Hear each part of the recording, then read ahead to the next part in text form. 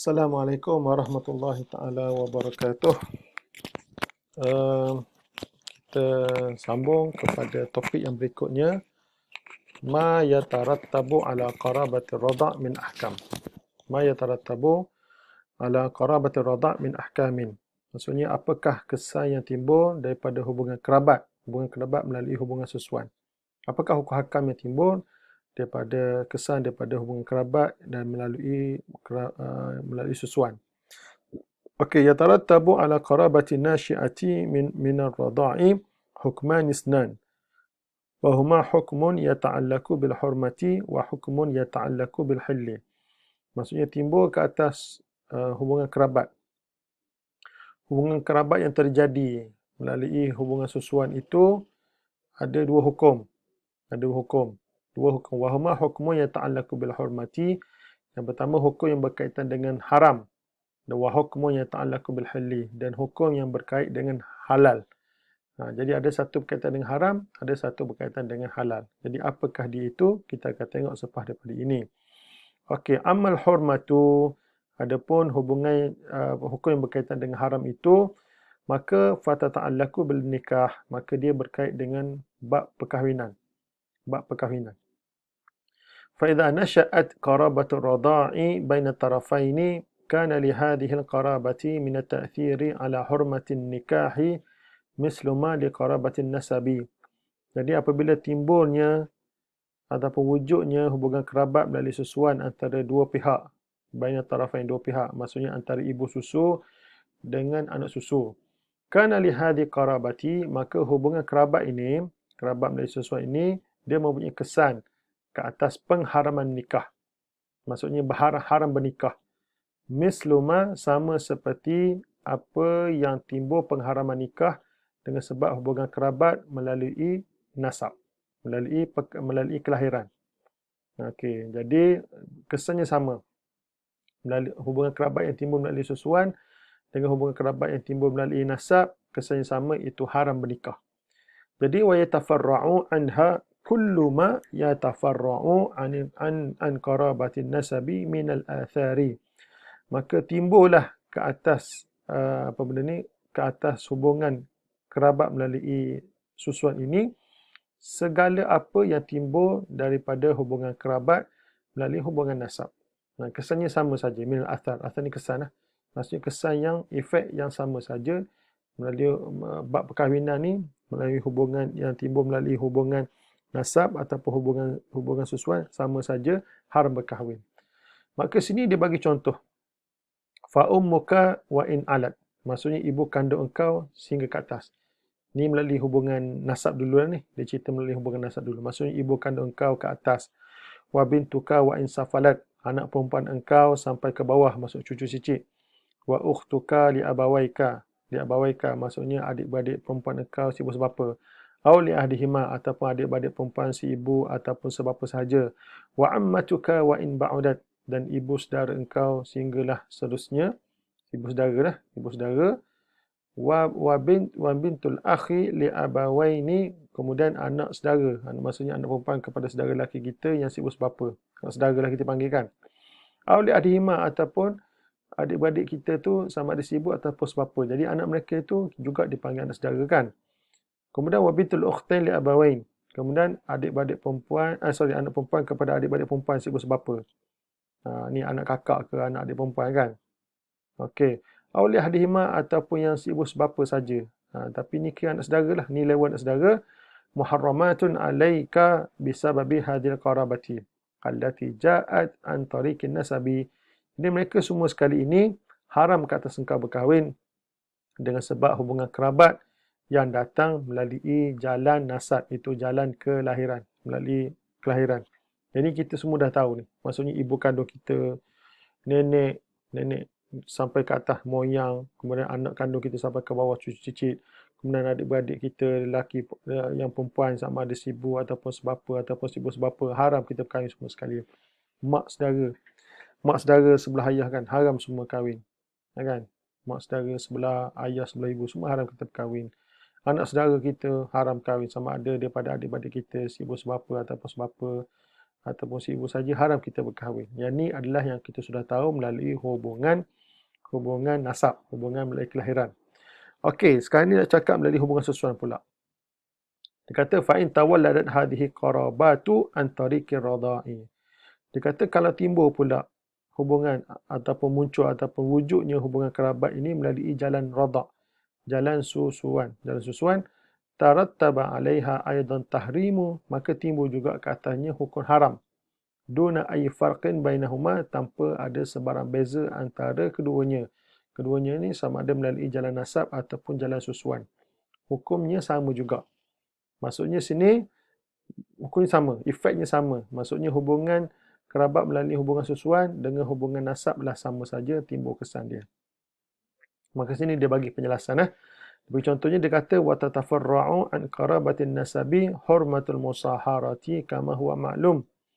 Maka timbul ke atas hukum ini melalui hubungan kerabat nasab ini, hubungan nasab contoh dia bagi hubungan nasab dulu, pengharaman secara musaharah, pengharaman kahwin melalui hubungan musaharah ataupun persemendaan ataupun melalui hubungan perkahwinan kama huwa ma'lum, sebagaimana yang kita tahu. Ini bagi contoh, ni dia nak cerita efeknya sama juga, turut melibatkan hubungan persemendaan.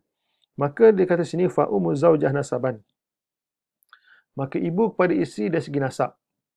Maksudnya ibu kandung isteri sini, maksudnya ibu kandung isteri. Maksudnya ibu kandung isteri secara nasab, maksudnya ibu kandung isteri tahrumu ala sahriha alladhi huwa zauju ibnatiha. Maka ibu kandung pada isteri adalah haram ke atas menantunya. Menantu sahri maksudnya di sini ditafsirkan huwa zauju ibnatiha. Maksudnya suami kepada anak perempuan dia. Yang ini kita memang sudah tahu, bila kita kahwin dengan seorang perempuan, maka secara automatik sah saja haram kita bernikah dengan ibu kandung kepada isteri kita tersebut. Itu memang sudah maklum. Okey. Ini yang dia kata fa ummu zaujah nasaban tahrumu ala sihriha. Maksudnya ibu kandung isteri, ibu pada isteri secara kandung ni, nasab secara nasab ibu kandung isteri haram ke atas menantu dia. Yang ni kita tahu. Okey. Fa idza nasha'at hadhihi qarabatu nafsuha min radha'. Bagaimana pula dengan susuan dalam bab persemdaannya? Dia kata apabila timbul hubungan kerabat ini melalui susuan pula, aurathat al-hukma zatihi, maka di sini hubungan kerabat ini juga mewarisi ataupun memberi kesan hukum yang sama saja. Sama saja. Binisbati lil musaharah.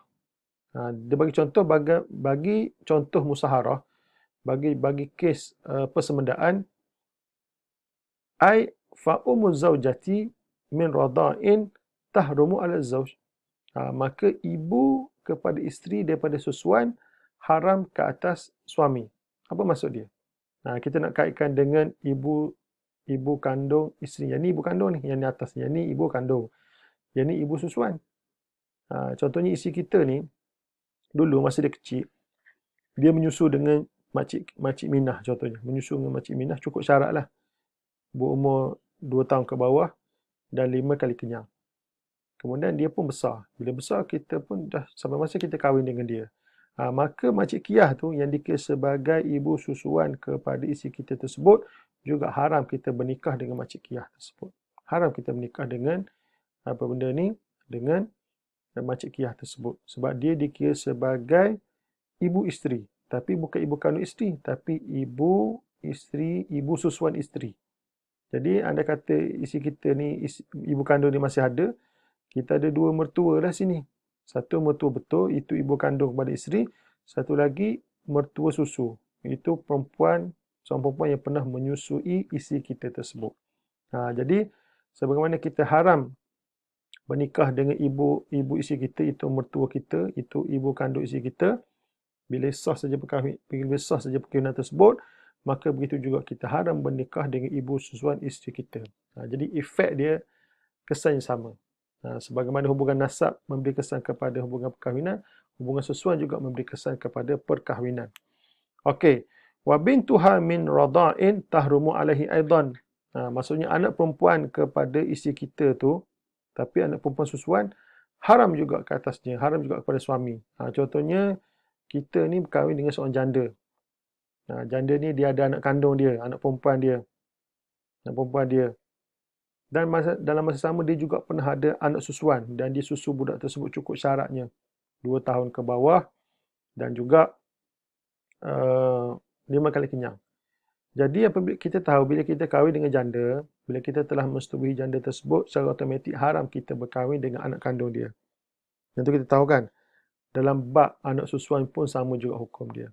Juga haram kita bernikah dengan anak susuan isteri kita tersebut apabila kita telah mensetubuhi si ibu. Sama seperti anak tiri betul, maksudnya anak kandung isteri. Maka samalah juga dengan anak susuan isteri kita tersebut. Okey. Kemudian wa zaujatu abika min rada'in. Wa zaujatu ibnika min rada'in muharramatani alaik. Sekarang ni isteri bapa susuan kamu. Apa maksud isteri bapa susuan kamu? Maksudnya macam ni. Kita pernah menyusu dengan Makcik Minah masa kita kecil dulu. Umur 1 tahun. 5 kali kenyang. Jadi Makcik Minah tu dikira ibu susu kita kan. Kemudian, siapakah suami Cik Minah sini? Kita letak nama Pak Ali. Jadi Pak Ali. Jadi Pak Ali tu kira bapa susu. Okey, Pak Ali ni dia selain daripada Makcik Minah, dia ada isteri lain. Dia ada Makcik Kiyah contohnya kan. Tu Makcik Kiyah tu kita tak menyusu dengan dia, kita menyusu dengan Makcik Minah. Jadi sekarang ni ini yang dimasukkan isteri kepada bapa susuan kamu. Isteri kepada bapa susuan kamu juga diharamkan ke atas kamu. Jadi kita menyusu dengan Makcik Minah iaitu ibu susuan kita. Dan suami kepada Cik Minah Pak Ali. Pak Ali ada isteri lain nama Makcik Kiyah. Jadi kita juga diharamkan bernikah dengan Makcik Kiyah tersebut. Dia dikira sebagai isteri bapa. Isteri bapa. Kalau dalam Quran disebutkan wala tankihu ma nakaha aba'ukum minan nisa'i illa ma qad salaf. Jadi ayat tersebut menceritakan kamu tak boleh kahwin dengan isteri lain bapa. Kita panggil ibu tiri lah kan. Ibu tiri. Yang tu melalui nasab. Susuan pun sama juga efek dia. Tak juga boleh berkahwin dengan isteri bapa susuan. Maksudnya isteri lain kepada suami kepada ibu yang menyusui kita tersebut. Okey. Wa zaujatu ibnika min radha'. Dan yang keduanya isteri kepada anak lelaki susuan engkau. Okey, jadi anak lelaki susuan engkau ni maksudnya macam ni. Isteri kita lah pernah menyusu seorang budak. Nama Ali budak tu contoh. Nama Ali. Cukuplah syarat lah. Bawah pada 2 tahun dan 5 kali kenyang. Dia susu seorang budak nama dia Ali. Kemudian Ali tu dia besar. Kemudian dia pun kahwin. Dia kahwin. Jadi isteri Ali tu. Isteri Ali tu dengan kita ni dikira sebagai macam menantu lah. Tapi bukan menantu dari segi nasab. Sebab Ali itu bukan benih kita. Tetapi dia benih orang lain. Tapi dia menyusu saja dengan isteri kita. Bila menyusu dengan isteri kita, kemudian budak tersebut dia kira sebagai anak susu. Jadi isteri dia tu, isteri Ali tu, dikira sebagai menantu susu. Tak tahulah apa istilah yang nak kita istilahkan, tapi ini dikira sebagai isteri kepada anak susuan kita. Walaupun yang menyusu tu isteri kita, tapi kita ni sebagai suami, memang telah disebutkan awal-awal dulu bahawa kita sebagai seorang suami memang memberi kesan kepada kewujudan susu tersebut, yang mana biasanya telah disebutkan pada klip-klip yang sebelumnya bahawa seorang perempuan ni biasanya dia keluar susu bila dia melahirkan anak. Ghalibnya macam tu. Dan melalui kehamilan. Mengandung, kemudian beranak, kemudian ada susu. Kemudian selain dia dan masa sama dia menyusu budak lain. Yang inilah yang dimasukkan dengan susuan tersebut. Walaupun yang menyusu tu isteri kita, tapi kita sebagai seorang suami juga memberi kesan kepada kewujudan susu tersebut, dan anak budak yang menyusu dengan isteri kita tersebut bila dia besar nanti, bila dia kahwin, isteri dia tersebut dikira sebagai menantu susu lah, menantu anak susuan kita. Jadi juga diharamkan ke atas kita. Wallahualam. Assalamualaikum warahmatullahi wabarakatuh.